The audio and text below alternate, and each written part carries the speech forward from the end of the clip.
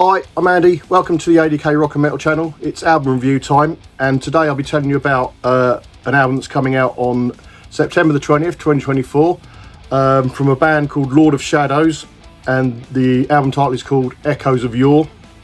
It's a musical project rather than a band, because it was put together by a guy called Valentin Utaru, also known as Shadows, and Robert Contouras.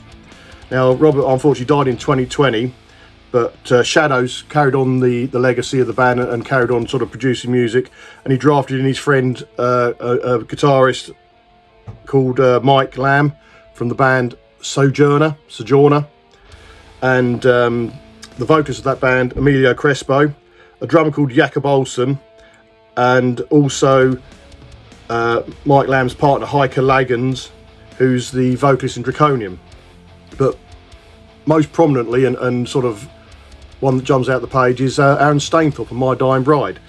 Now, I thought this was a new release because I've not heard of it, and being a massive My Dying Bride fan, I thought, I'd assumed I would have done, reading the socials and sort of Aaron's personal page, that kind of thing. But it actually came out last year, and it just must be re-released and re-promoted on this day here, September the 20th.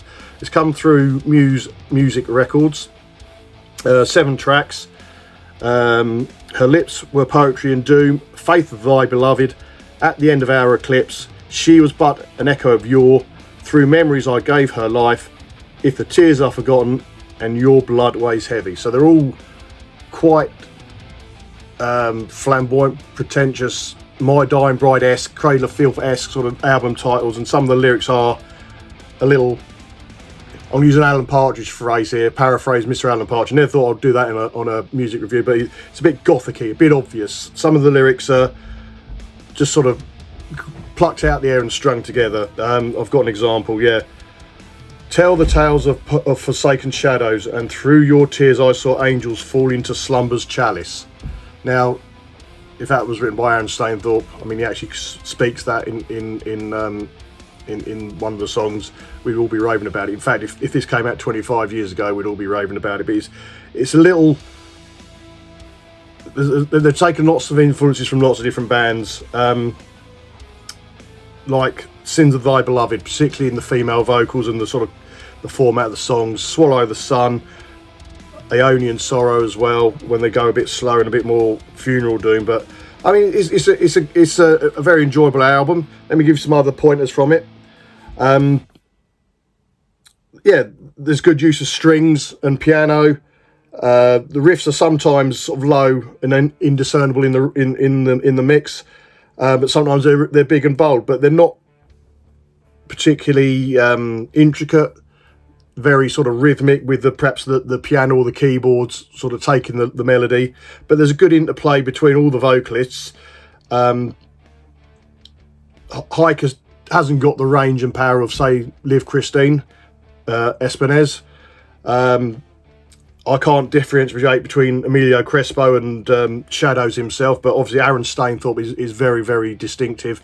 He uses his 3 styles, so there's a lot of spoken word. There's the clean and his sort of trademark growls, and sometimes they're sort of layered as well, where I think the sort of growls and the cleaner are together, and it works really, really well.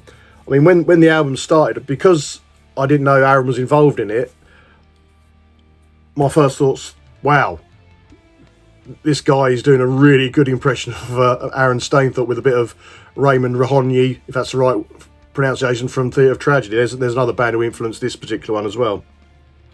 But yeah, it's like I said before, if it was an album that was released in that classic sort of late 90s period when Silentium were releasing albums, Tristania, those kind of European Gothic bands, this would be up there with all of those. But it does seem a little bit dated. It's almost like a sort of tribute to those days of Gothic doom. I mean, it's kind of maybe what Avinta sounds like from My Dying Bride. It's sort of, what album would it relate to? I don't know what My Dying Bride album this sort of sounds most like, but it's not so much like them, but more like the other bands that I have mentioned. That being said, it was an enjoyable album. It's not the best of the genre, because it does seem to have taken a lot of ideas from a lot of bands and without being very original at all. So it's almost like paying homage to this guy's favourite artists and sort of gothic metal bands from back in the day, with some help from some friends. And like I say, Aaron Stainthorpe, he features on most of the songs, if not all, and he does a vast amount of the vocals. So, and I can't believe I haven't come across it in their sort of band news, as it were, or his news. I must have missed it completely, because it's been out probably a year, and it might be the anniversary, and it's been re-released today, September the 20th.